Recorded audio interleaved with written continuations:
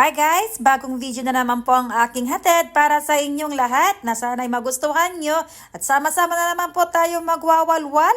Today is day off ni Jay, kaya alam nyo naman guys kung anong mangyayari pag day off ni Jay. Natural, mangangati na naman ang paa ng mga persons. At bago mag day off si Jay na, matik yan na may nakahanda na akong lugar kung saan kami pupunta. O diba, ang galing kong mag-research, ganon. So kapag day off kasi guys, hindi pwede na hindi kami lalabas. At napaka-importante kasi guys na dapat maglaan kayo ng isang araw para kayo ay mag-banding, unwind, ganon. At sa gabing ito guys, pupunta tayo sa part ng Sheraton Hotel. Nakita ko kasi sa aking Facebook newsfeed na maraming mga kainan doon and a perfect place to unwind. At kung ikaw ay nakasubaybay sa mga videos ko sa aking YouTube channel, pues ang Sheraton Park Hotel ay hindi na rin to bago sa inyo guys kasi marami na rin akong videos na na-feature dito. At binabaybay na namin ang kabahan ng Cornish Road. And as you can see, sobrang naman talaga na napakaganda ang mga nakikita mo paggabi. Left and right, ang mga decorative street lamp. Isama mo pa yung mga pa-LED lights ng mga naglalakihan at mga nagagandahang mga buildings dyan. Grabe talaga guys, napakaganda talaga ang Doha lalo na pag naka-night mode. Kaya kung ikaw ay bago dito sa Qatar, ang Cornish area ay kailangan mong bisitahin. Bukod sa tabing dagat, marami ka talaga makikita ng mga nagagandahan. Isama mo pa ang napakagandang weather ngayon. At huwag kang mag-alala kung ikaw ay nagutom kasi marami na rin coffee shop. At kung medyo ikaw naman ay tinatamad na or kaya pagod na sa kakalakad dito sa Cornish area, marami dyan mga pwedeng rentahan. May mga bisikleta, may mga scooters, ganon. O grabe, kulang na lang talaga partner mo habang naglalakad ba? Cheers! At eto na guys, at nakarating na kami dito sa may malapit sa Costa. Dito na kami nagparking guys kasi medyo maluwag ang parkingan. Tapos maglalakad na lang kami konti papunta sa park ng Sheraton Hotel. At sadya naman talaga napakaganda ang aking paligid. Tingnan nyo guys, oh, diba?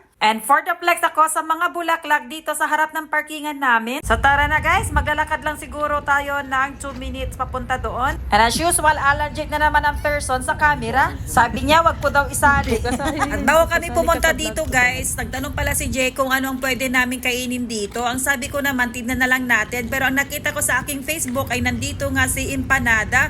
So since nagkikrave na naman siya, kaya for the go. At yan nakikita nyo guys, ay ang pinakamatandang hotel dito sa Doha. Siya si Sheraton Hotel. Pero ngayon, marami ng mga hotels ang mga pinatayo at nagagandahan. At matagal na ako dito sa Qatar, yung mga iba hindi ko pa napapasok. At feeling ko kasi na mga hampas lupa na katulad ko ay hindi pwedeng pumasok doon. At char lang yun, syempre. At isang tumbling na lang, nandyan na tayo sa park ng Sheraton Hotel. At natatanaw na natin guys yung mga kiosk na nandyan. O diba ang ganda-ganda talaga ni Sheraton Hotel. At natatandaan ko pa guys yung last na pasok ko sa hotel na yan. Hindi naman mismo sa loob ng hotel pero sa katabi niyang malaking venue. Tandang-tanda ko ba na dito dinaos yata yung mini concert ni Piolo Pascual at marami pang mga artista? Alright, at nandito na nga tayo. Kung nakikita nyo, nandyan si Empanada, Coros at yung isang kiosk na yan na hindi ko pa alam. At dahil medyo maaga kami na pumunta dito, nakikita nyo guys na wala pa masyadong tao. Although today is Thursday night. And for sure, marami na mga tao ang pupunta dito para makapag-unwind, banding, at syempre para makakain na rin. So sa harapan, bali 3 kiosk ang nakita ninyo. Try natin maglakad sa banda doon para tumingin pa kung ano yung mga binibenta at nagbebenta dito. Alam nyo ba na kahit tumambay ka lang kayo dito, nako for sure na mag-i-enjoy kayo at kahit pa paano matanggal-tanggal yung mga problema or stress natin sa buhay ba. Sobra talaga nakaka-relax yung huni ng dumadaloy na tubig dyan. Isama mo pa yung mga nagagandahang view dyan, left and right. Pero syempre, mas magandang gumala pag may kasama ka. Iba naman yung feeling nun, diba? Yung may kakwentuhan ka. Syempre, pag nagsasalita ka dyan guys na mag-isa mo, mapagkamalan ka pa na si Raulo. At may isingit ko lang guys, today is Ramadan pala, so nagsisimula sila mag-serve by 7. And kung feel nyo din mag-rides, ayan, pwede kayong magrenta ng ganyan guys. And syempre, marami klase mga bisikleta na pwede nyong rentahan. At huwag mong tatanungin sa akin kung magkano ang renta dahil hindi ko naman tinanong yan guys.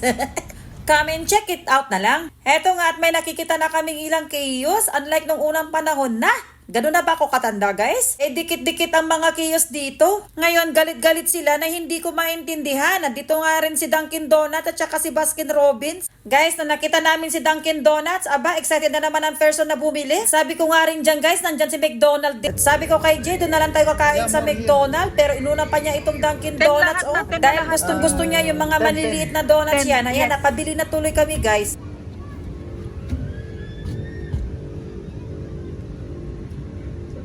Tapos na? Yes, I will pay now. Yeah, you good You good selling. You sold me 20 reals. It's my job. But you are hiding. Huwag ka mo yung solution. What to do? Nobody's here, no? Yes, yes. Everyone is rounding. Nobody See today we saw people here, but Hey. rest of the days complete empty. Okay. Alright, thank you. Okay, thank you very much. Pagkatapos na namin bumili doon sa may Dunkin Donuts, heto nga at sabi ni G, dito muna tayo umupo. O para mga teenagers lang na kunwari padit-dit kami dito. Sarap ng feeling at feeling in love na naman ng person. Yes! Ang plano dyan guys, kakain daw muna kami ng ganito tapos magdi-dinner na kami punta ng Empanada House. At ganito kasi yan, yung Empanada House ay nakapunta na ako doon sa mismo sa pwesto nila at nakabili na rin ng mga empanada. At nag-take home ako at yun ang pinatikim ko sa kanya. In fairness, masarap. Kaya nung nakita ko na may Empanada House dito, kaya sabi ko kay Jay na dito na lang kami pumunta. So after namin kumain doon, heto nga, nandito na kami sa mismong Empanada House. For the tingin-tingin pa kami dito kung ano yung o-orderin namin. At nung ibigay na namin ang aming order, nasad naman kami bigla. Dahil ang sabi ni Kuya, ubos na daw ang kanilang bentang empanada. Kung gagawa pa daw sila, abutin kami ng siyam-siyam. Kaya bigla ako nasad. Very proud pa naman ako sa pagsasabi kay Jeremy na masarap ang empanada nila. At nakaka-bad trip talaga ganun guys. Alam na nila na weekend tapos nagbebenta sila ng empanada. Eh dami-damihan naman sana dapat nila ang kanilang mga stock. At dito, malis na kami ni Jay. Ngayon nagtanong siya kung saan na kami magdi-dinner. Kaya nagsuggest na naman kami na pupuntahan namin yung dati namin kinakainan na Indonesian restaurant doon sa may Onggalina area. At nandito na nga kami sa location. Grabe, ang hirap maghanap ng parkingan. Siguro mga 2 minutes kaming paikot-ikot sa area na yan guys. At nung nasa loob na kami ng restaurant, sinalubong na kami at sinabi na close na daw sila. Close in a sense na ubos na daw yung mga pagkain nila pero bukas pa ang restaurant. Kaya na bad trip na naman kami dito guys. Sa time check dito guys, pasado na ng alas 10 ng gabi. At super duper Tom Jones na ang mga persons.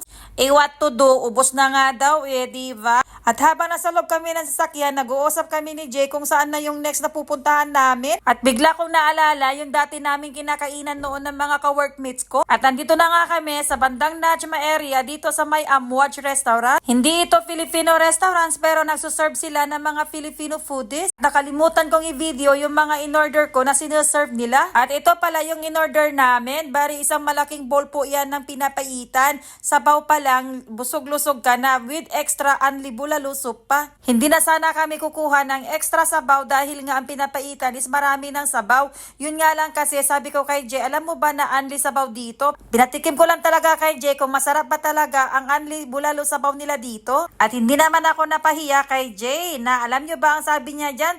Masarap nga daw. Ang sabi ko naman, yan nga yung binabalik-balikan ng mga customers. Fast forward, heto at tapos na kaming kumain and ready to go na. At kung nagustuhan nyo ang video na to, pa-thumbs up naman po guys. And hanggang sa susunod na video, maraming salamat po guys. Bye!